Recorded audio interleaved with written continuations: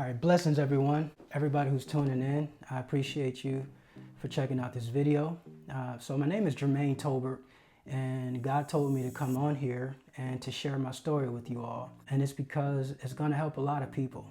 I've had a really peculiar life up until this point, had some major ups and some very depressing and frightening downs. This will be part one of my story. My prayer is that this touches you deeply, that you perceive the miracle work of God in your own life, and even the potential for the miraculous in your life, and that faith arises in you to know that Jesus Christ is the same God yesterday, today, and forevermore.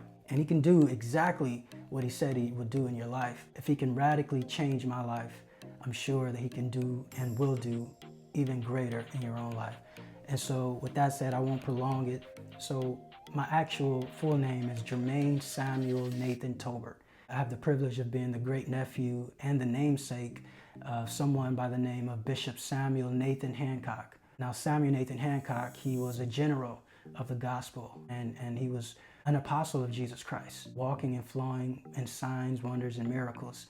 And he was actually one of the pillars and the building blocks of a nationwide renowned church organization called the PAW, which stands for the Pentecostal Assemblies of the World. So after, lending his helping hand in building that organization, he went ahead and actually began his own organization.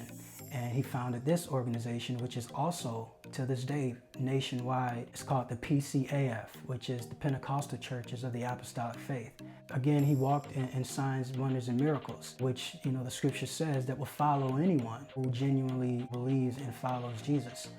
And so my mom told me that God told her to name me after him when I was in her belly. And she told me that I would actually be passed his torch to continue the work of the Lord. And I believed that growing up. I truly did. She reiterated it at every chance that she got. And so really it was instilled and embedded within me.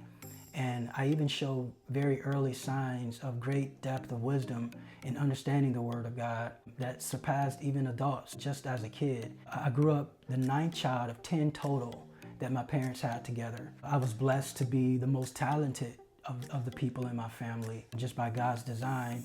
And for much of my life at home, that showed up in ways as if it was actually a curse. Outside of the home, I was clearly appreciated, for my many talents, for my many colors.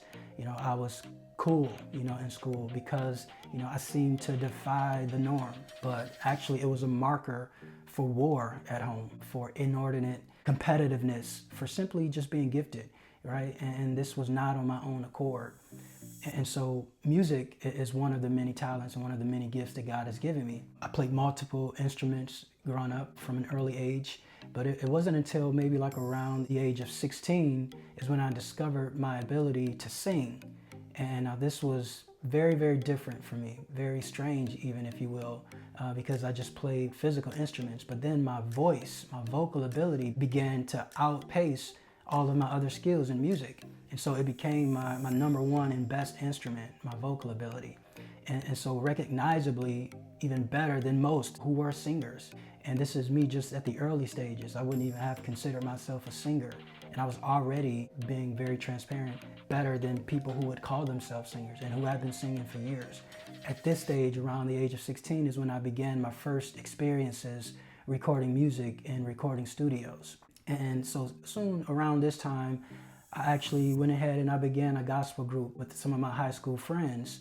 And we became widely successful around my city, around neighboring cities, around my state. And so I solicited a childhood mentor of mine. His name is Mitchell Jones. He's from the legendary gospel group Commission, the same group that Fred Hammond and all those guys come from. And so I asked Mitchell if he would actually manage myself and my group members. And he agreed to be our overseer. And so he just mentored us. And so Mitchell's children and I, we actually all grew up together in school. And today, he and his son, he and I are very, very great friends even to this day. And so now here's the part of the story where things kind of really take a turn. So because of my voice and the recognition that I would get, when people heard me sing, people started to tell me that I should pursue secular music, R&B. Because I had that type of vocal appeal. They would say things like, you sound like Usher, you sound like Chris Brown, You sound like, pretty much anybody who had like a very R&B-ish tone. And by the way, Mitchell Jones has a complete R&B tone, like just complete. And so sadly, because of the lukewarm state of the church and the church circles, they were some of my biggest supporters of going from gospel to R&B. And so as a young, impressionable Christian, like most young people, I listened. I listened to what they were saying. I listened to everybody except for the Holy Spirit. And so it just so happened that I was talented enough that I had access to people in the music industry. I had close proximity to some of the connectors of the music industry. So, at a certain point, I just began to contact those individuals and say, hey, can you put in a word for me here? Can you put in a word for me here to get into the music industry? And so I found myself, mixed, in circles of people in the secular music, that side of the industry. And so I found myself drinking most nights, partying, smoking marijuana, trying ecstasy, living in darkness, complete darkness.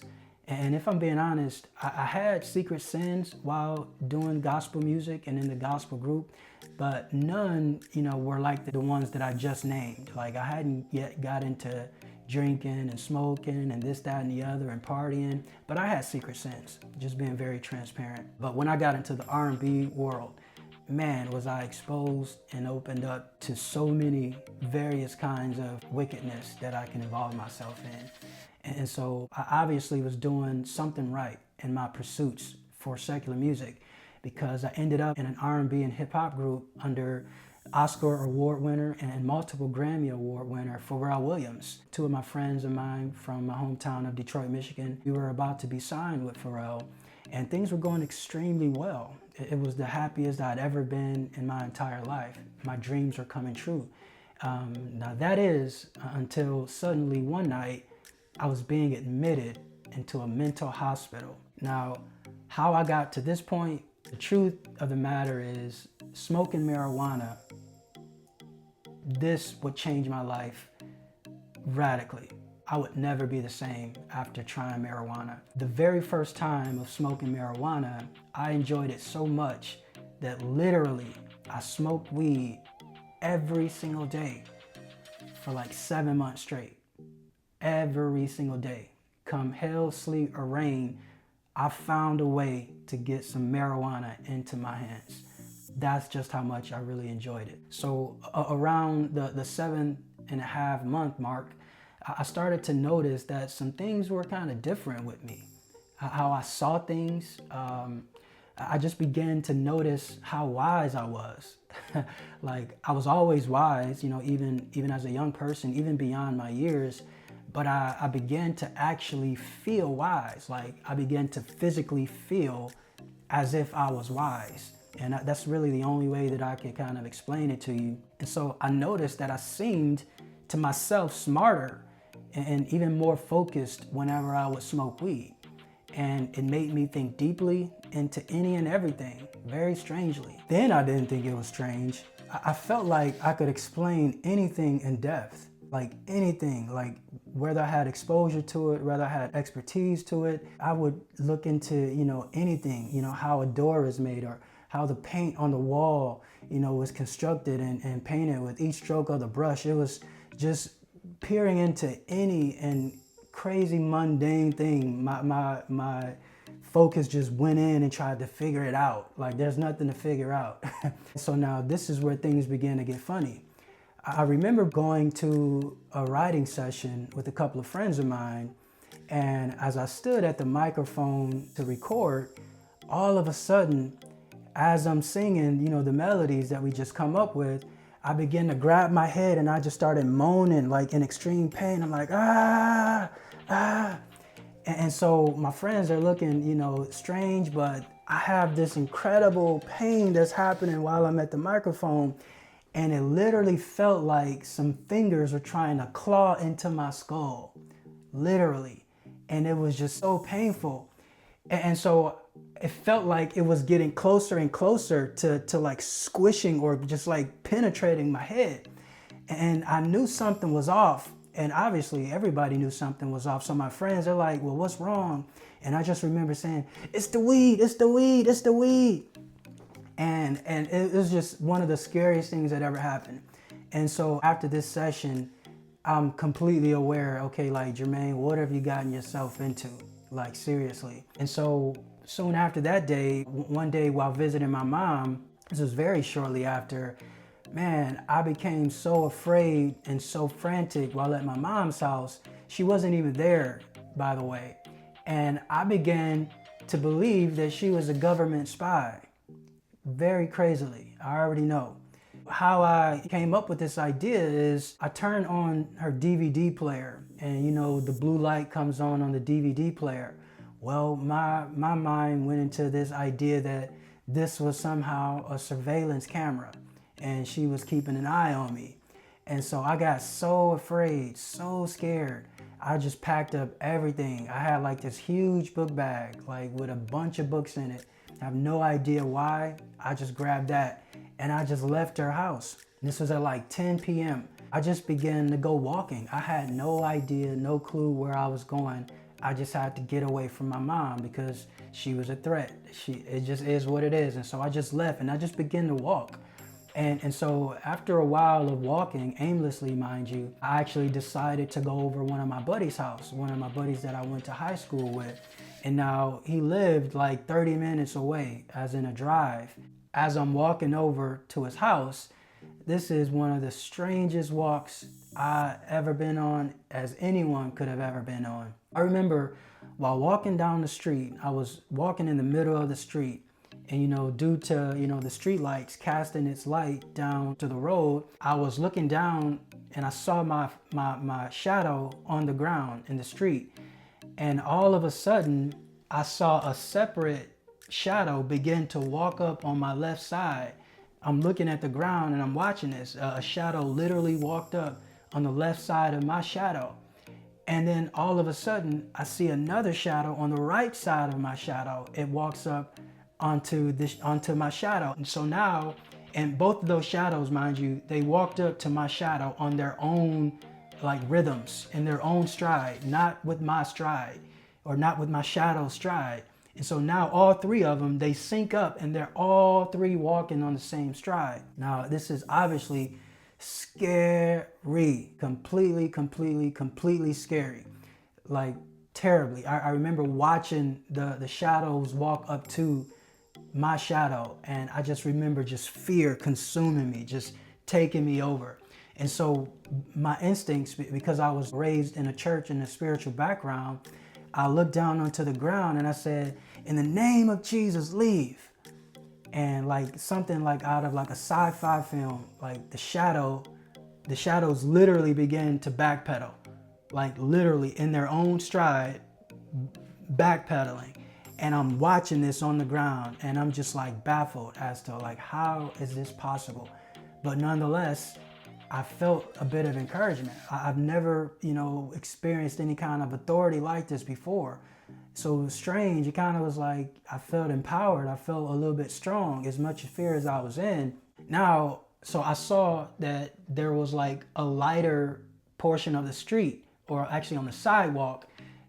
It was near a wall. The light was shining brighter on the wall. The street light was casting its light and it was stronger on the wall. So I decided to walk over near the wall because it was brighter than the middle of the road. You know, who knows who was out there lurking, who could have been, you know, trying to, you know, do whatever.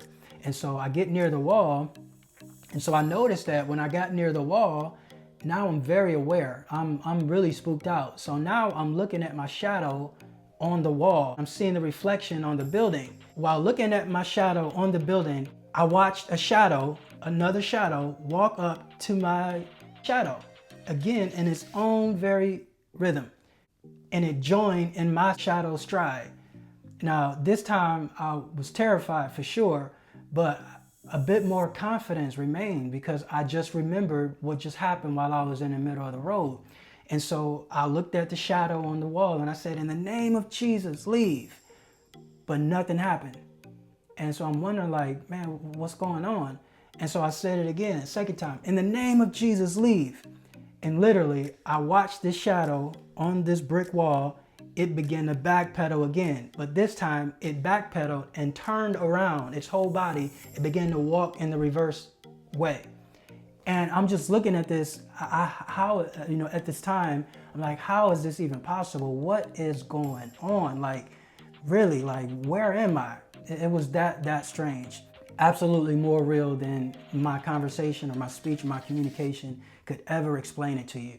Like, I'm sure there's no way that I could ever possibly forget that instance. Now, I finally get to my buddy's house. Well, it actually is his parents' house, to be honest with you. I'm all sweaty. Like, I had on a white t-shirt, I had on blue jeans, and I had on like some very newer Timberland boots. My Timberland boots are run down, they're muddy. Again, I'm just completely sweaty. And so I ring the doorbell at my friend's house, actually his parents' house. Lo and behold, my buddy answers the door and he's completely shocked, obviously. I'm baffled, he's baffled.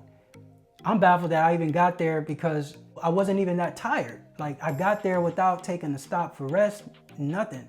This was at a minimum a 20-mile walk. Like, I didn't show up to his house until about 5:45 in the morning, just close to 6 a.m. So my buddy, he's looking at me and I'm on the porch and he's inside of the door with the door open. And he's just like, what's going on? Like, what are you doing here? He's like, man, this is strange. And I told him, I'm like, man, something just told me to walk over here. Something just told me. And he's just looking so shocked. He's like, man, this is crazy. This is tripping me out. And so I'm like, well, wow, what's going on? Truthfully, he lives in a city called Ypsilanti. This is like 45 minutes to an hour out from Detroit. He said, I was sitting at home and all of a sudden, I just felt like I should drive home to my parents' house. I have no idea why I wanted to go. I had no idea why I decided to go. And so he said it was strange because he didn't know why he felt the urge or where the urge even came from. He's the type of person that he would likely think deeply into things. So he was weirded out. And so I didn't tell him, but while he was telling me that he didn't know why he came over, man, it was resonating with me in terms of what he was saying. While walking over to his house, I remember in my head, I said, Michael, I'm coming. And it was so loud in my head. Now, to be honest with you, I didn't think that thought at all. Nothing about me was deciding to go over to his house, to his parents' house at all. Something literally said in my head, Michael, I'm coming. And it was so loud. Like, it was so loud to the point where it seemed like the whole city could have heard it. It was something otherworldly for sure. I remember it saying it over and over in my head. This voice was just saying over and over in my head, Michael, I'm coming. And so actually, I took the cue from what I heard. So I decided, because I'm just walking aimlessly. And so after hearing that, I decided to literally start walking towards his house. And that's exactly what I did. And what's so crazy is that the time it took for him to get there, it was at the moment that I actually, my head was saying, Michael, I'm coming. He left at the time that it would have gotten him to get there. He had just arrived at his parents' house like 40 minutes before I arrived there. And so, man, we're talking about strange on top of strange. Like, this kind of stuff, it just doesn't really happen. And so, while he's telling me that he didn't understand why it was that he drove, man, inside of me, I knew for a fact there's nothing that anybody could ever tell me. I know for a fact that I caused him to drive from Ypsilanti, Michigan that day to go to Detroit, where his parents lived, by powers beyond human comprehension. Seriously. Now, when I got inside the home, we go into the kitchen. And as we walk into the kitchen, his sister is sitting there at this island, bar style countertop. And so we all sat down. Well, actually, they sat down. I'm actually standing up because I'm freaked out. Like, all of this is so freaky to me. And so they sit down, I'm standing up, and I'm looking at them, and they're looking at me, and they're asking, well, what's going on? Why is it that you popped up here in the middle of the night? They're trying to be nice and cordial because these are my friends. And so, but I'm scared. And so literally, I just start crying. I just let them know, well, this is the only place that I felt safe to go. And they asked me, well, what happened? Like, just tell us what happened. We won't, judge you. We won't say anything. Just tell us what happened. And I didn't have any kind of answer. Like if I would have tried to explain to them what was going on, I'm sure it would just been scatterbrained responses. Literally, the only thing that I could say is, I know that you guys love me. You guys have shown nothing but love to me. So pretty much in my own self, this is all I had a reference for. I just know the love that I felt or feel when I'm around you guys. And so this is why I felt the safest. There's no way in the world I'm about to explain to them that I think my mom is a government spy. There's no way in the world that I'm about to tell them how I know is because of the on button on the DVD player. It told me. And so now there's a TV out in the front room, in their living room, and it's so loud, and it's clear that it's ESPN on the TV. All of a sudden, while we're sitting there talking and listening, I can hear the TV in the front room. I hear this growl, like, "Arr." And I'm like, I really tried my best to act normal and act like, it didn't like startle me. But I'm like, what was that? And to look back at their faces, they're just continuing conversation like nothing ever happened. And I'm just like, hold on, like, wait a minute. I know you guys heard this, but it was clear that they didn't hear it. So it was like, I don't know if there was some kind of demon, some kind of monster present or whatever the case. Maybe I just arrived and stepped onto his territory or whatever the case, or however it went. It was a growl and it didn't sound nice. And so as they kept talking, that kind of scared me too, even after hearing, this scary growl. And so I began to look in their eyes and just kind of like peer into them to kind of see, like, wait a minute, you guys, are y'all trying to set me up? Like, what's going on here? And so as I'm looking in their eyes, like they're showing no signs that they heard it. Then all of a sudden, like it was even more, another growl, but it was more vicious. And this time I jolted, like while we were actually talking. And to look at their faces, they have no clue. They heard nothing. I'm 1,000,000,000% sure that this happened. Like I was not hearing things. It was like right there. It was even almost like I could feel the breath even. And so I knew clearly, like either they had some kind of dragon in the room or I was in some kind of deep spiritual realm that was difficult to articulate or understand.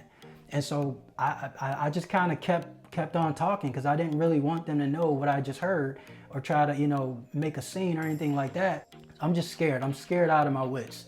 But on the contrary, I went ahead and I decided to stay there for the next, few days because again, I still felt the most safe there. I stayed there like for another 3 or 4 days. And then I end up leaving after maybe like the 3rd or 4th day. And again, on foot, having nowhere to go, going nowhere. Now, I had my phone on me the whole time, and so I'm sure I could get around at this, that, and the other, but I just left on foot. And I actually remember walking around my city for quite a bit of time, actually. I'm remembering this. This is so crazy that I'm remembering this right now. I remember walking around my city just kind of really aimlessly. Now, I'm gonna tell you one thing, what happened when I'm walking around my city when I left my buddy's house. I remember, now this is daylight when I'm walking. I remember walking down the street and there's a guy, he's sitting on the porch of his house. He has on glasses and it's clear to me that he's kind of, special needs. And so I walk up to him and I'm like, Jesus loves you, right? And he's special needs. So he kind of is like mute a bit. And so in his, mute tone or whatever, him trying to speak to me, I heard him say, yeah, but, he said it like a special needs person. And I don't even know why I even decided. It was like I felt inclined to go up to him and maybe try to heal him in some kind of way. I'm just telling you what happened in terms of what my mind was thinking of. So anyhow, I remember this same week, after leaving my buddy's house and after walking around my city. Oh yeah, this is another fact. I remember after this ordeal, I end up talking to my sister and she's like, man, you know what? Somebody called me. This was one of our friends. And they said they were driving and they saw you walking down the street. and this, that, and the other. It was so strange to hear her say this, that, you know, somebody saw me walking down the street. But anyhow, so later this week, I was with a lady friend of mine, and she wanted to go and pick up her friend, or her cousin actually, from work. And so it was a store. And so we went to the store to pick up her cousin. Her cousin, she wasn't yet off of work. And so I remember, you know, my friend, she actually gave me some weed before we went. And so I smoked a joint, you know, before we went to the store to pick up her cousin. And so we get to the store waiting for her cousin to get off, and we go into the appliance section, and she's wanting to pick up a microwave. And she asked if I could get it. I remember reaching up to get this microwave, and I remember as I put the microwave, or I was headed to put the microwave into the basket and bending over, man, on the way down, I felt an unforgettable vibration come over my body. So there was like a chill down my spine. I literally remember something, it felt like something had jumped onto, like leaped onto my back, and then entered into my being, entered into my body. My body, it just felt completely lightweight.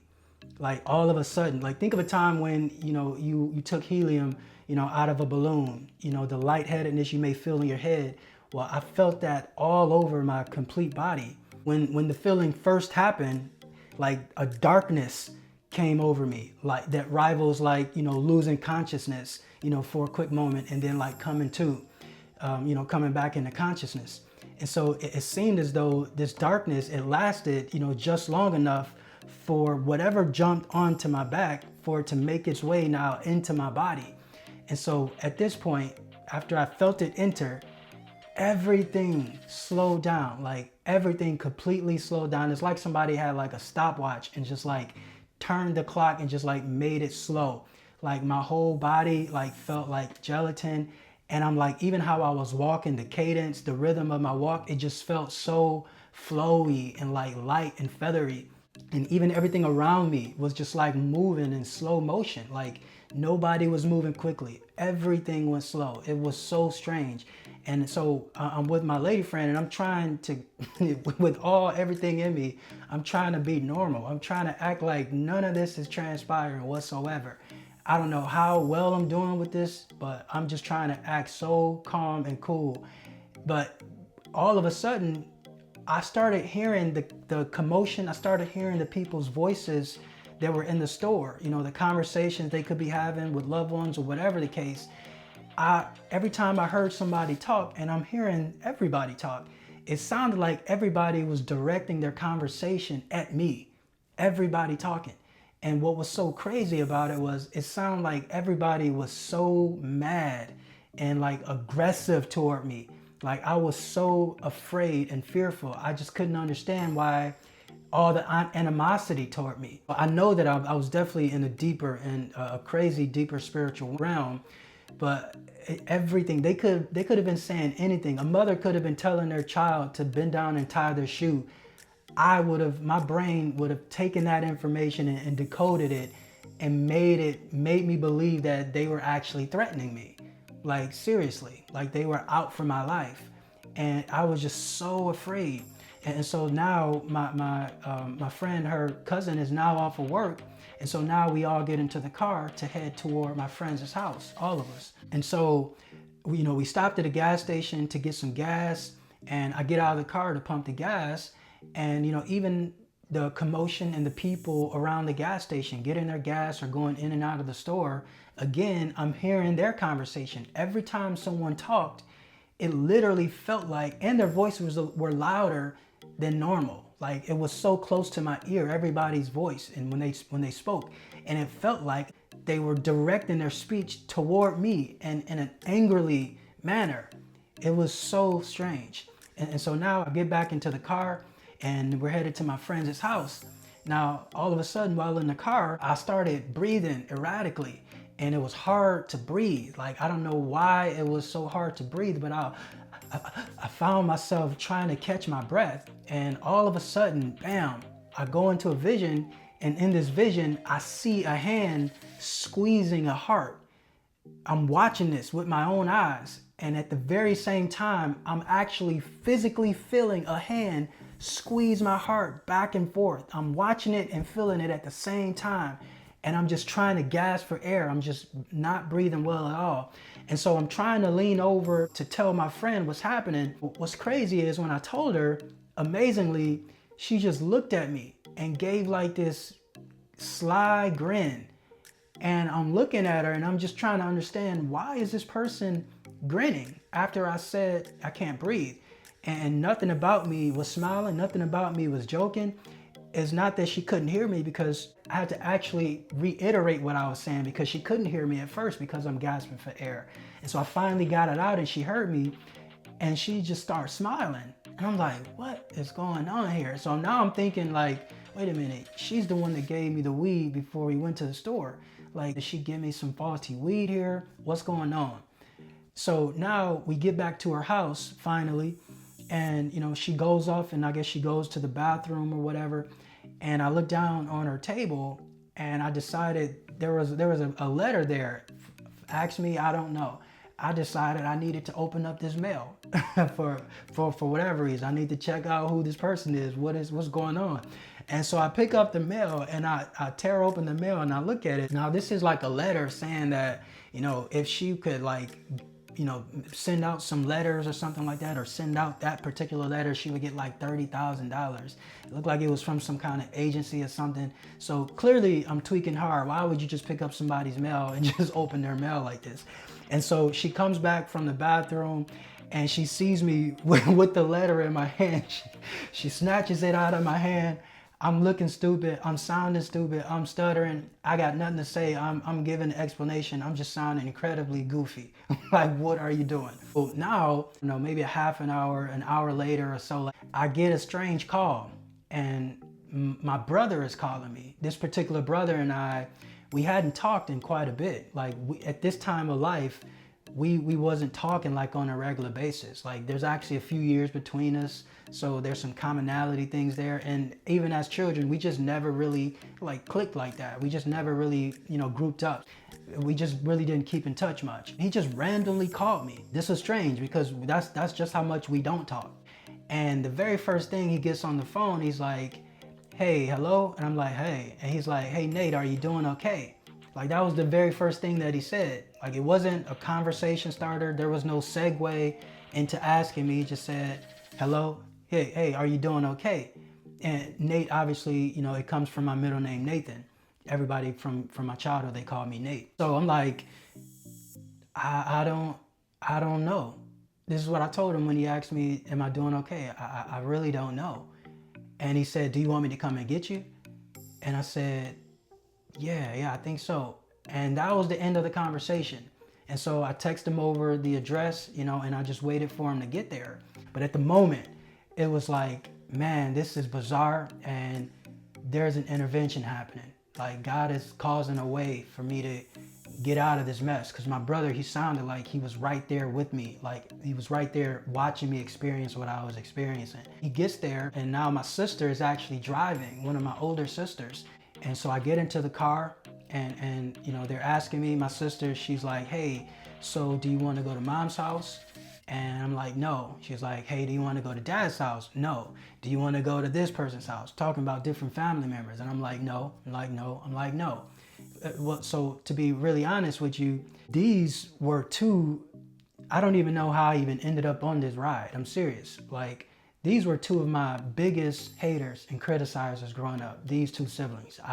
It just is what it is. I'm sure any of us can attest. Like, there was a family member that just got on your nerves the most, that picked on you the best. And so these were two of them. I didn't feel safe with them. I didn't feel safe with most of my family at this moment. Especially not these two, right? You know, and so at the most, you know, tumultuous patch of my life, you would think that, or I would have hoped that I would have some real help and some real assistance, but it just wasn't the case. And so I'm just telling them, no, you want to go here? No, no, no. I've been on my own for so long, and I would have much rather have been with somebody I felt like I could trust. You know, even as like full-grown adults, these two, it seemed as though they hadn't even reached a level of maturity as to like not deliberately despise your siblings. Like, obviously, as children, we all know, we were stupid, silly, evil even to our siblings. It is what it is. But once you get older, you really start to see the value in one another and the value in loving each other. But these two, man, the antics never ended. The criticism never ended. The demeaning, it never ended. So I didn't really trust them like that. So again, she's asking, do you want to go this place? And after saying no to everything, I just started crying. And they're asking, like, what's wrong? Why are you crying? And I just said, I just love God. And I just put my face into my lap and I just started crying. I literally had my head down crying the whole way after that. In my mind, I started to think that, by me saying, that I wanted my brother to come and rescue me, it probably wasn't the best idea after all. And so my answer, as to, I just love God, it really was the only relevant thing to say. I knew they could never understand what I was going through. Like, there was no sense in me even trying to explain it to them, even just like I was with my friend and his sister. And truthfully, I had no belief that they even authentically wanted to assist me in any way. The only thing that I consistently remembered and had gotten from them the majority of my life ever were tendencies to try to mask their own insecurities through belittling me for actively reaching towards my goals. I'm assuming that because my older sister, she's a nurse, she saw a caution sign, at that point, because she ended up taking me to the hospital. And after the car stopped, before she got out of the car, she asked me, hey, please don't run. And now it's funny because I thought back, on the many moments of sabotage of when I was younger from him and her, and the subsequent like divine affirmation that I received, from staying calm, in the face of unusual, or unjust treatment. And I thought it was a privilege to experience, whatever was to come after, her saying, don't run. I figured that it was just one of her latest antics developing, literally and honestly. But my firm belief that God had orchestrated their coming to get me, it really pretty much made adventure arise in my heart upon hearing those words, hey, don't run. I didn't even realize we had even stopped at a hospital. When I heard her say, don't run, I looked up, after crying in my lap the whole way, now tears running down my face and I'm just a sobbing mess. I see that we're actually at the hospital. We're at the ER, point, of entry of the hospital. And so on a would-be average night, I was then admitted into a psychiatric medical center. And so now this brings us to the end of this segment of my story. I'm going to return, and flesh out this story in full detail. I appreciate everybody who stayed around to hear it. There's much, much more to come. And I pray you be blessed, and I'll see you on the next video.